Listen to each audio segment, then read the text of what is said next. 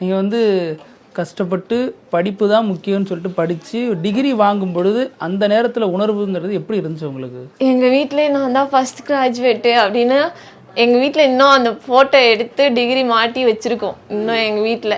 ஓஹோ, ஊரில் இருக்குது. First graduate. அதுலேயே எல்லாரையும் தாண்டி நான் இந்த அளவுக்கு வந்திருக்கேன், இந்த அளவுக்கு படிச்சிருக்கேன் அப்படின்றது எனக்கே ஒரு பெருமையாக இருந்தது. அது அகரமுத்துக்கு தான் நன்றி சொல்லணும். இல்லாட்டி நான் ஏதோ அக்காவங்கள மாதிரியே இன்னும் டெய்லி கூலி வேலைக்கு போயிட்டு யாரோ கட்டி வச்சுட்டு அங்கே அந்த வீட்டு வேலை செஞ்சுட்டு அப்படி தான் இருந்திருப்பேன். என் லைஃப் சேஞ்ச் ஆனதே அகரம்னால தான். ஸ்டில் எனக்கு அதனாலே எனக்கு அகரம்லேருந்து வெளியில் போகவும் மனசார அகரம்லே தான் இருக்கேன். இப்போ அதுக்கப்புறம் நீங்கள் காலேஜ் முடித்ததுக்கப்புறம் முதல் மாதம் சம்பளம்னு ஒன்று வாங்குறீங்க. அது வாங்குறப்போ உங்கள் மனநிலை எப்படி இருந்துச்சு? அப்போது யாரை மிஸ் பண்ணீங்க? அம்மாவுக்கு என்ன செய்யணும்னு நினச்சிங்க? அம்மாவுக்கு ஃபஸ்ட்டு அம்மா பார்த்தீங்கன்னா நான் ஸ்போர்ட்ஸில் அப்பையிலேருந்தே ஆர்வம் வேறு இருக்கா. அதனால ஒரு முட்டை எனக்கு மட்டும் 9 பேர்லேயும் எனக்கு மட்டும் ஒரு முட்டை கிடைக்கும்.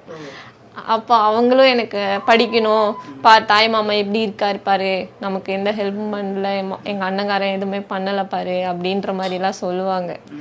அது ஒரு நாட்டம். அதனாலே அம்மாவுக்கு நல்லா புடவை வாங்கி கொடுக்கணும், அவங்க சரியாக சாப்பிட மாட்டாங்க, அவங்களுக்கு நல்லா சாப்பாடு செஞ்சு கொடுக்கணும், அவங்கள என் கூட வச்சுக்கணும் அப்படின்ற ஒரு ஆர்வம் இருந்தது மாதம் சம்பளம் வாங்கும்போது. ஆனால் அதையும் தாண்டி எங்கள் அக்கா கல்யாணத்துக்கு அவங்க தான் படிக்க வேணாம் போதும்னு சொன்னாங்க. ஆனால் அவங்களுக்கு என்னால் உதவி பண்ண முடிஞ்சது அப்படின்னும் போது இன்னும் பெருமையாக இருந்துச்சு. கல்யாணத்துக்கு ஹெல்ப் பண்ணியிருக்கீங்க? ஹெல்ப் பண்ணியிருக்கேன். என்ன மாதிரி பண்ணீங்க? அதான் அக்காவுக்கு ஜுவல்ஸுக்கு காசு மாதம் அனுப்பிச்சுடுவேன். அப்புறம் கல்யாண செலவுக்கும் நான் காசு கொடுத்துருக்கேன். அது அக்காவுங்க அந்த அத்தை வீட்டில் வேலை செஞ்ச அக்காவுக்கு கல்யாணம் பண்ணுறாங்க. அந்த அக்கா கல்யாணத்துக்கு என்னால் நிறைய என்ன பண்ண முடியுமோ என்னோட சம்பளம் அப்படியே அனுப்பிச்சிடுவேன். 2000 மட்டும் வச்சுக்குவேன் என்ன தேவைக்கு. அப்போது ஏறிக்கிட்டே தானே இருக்கும் சம்பளம். போகும்போது 8000 இருந்தது. அப்புறம் கையில் வாங்கும்போது 8000 சம்பளம் பிடிப்பு போக. அது அப்படியே 2000 மட்டும் வச்சுட்டு மற்றதெல்லாம் அனுப்பிச்சிடுவேன்.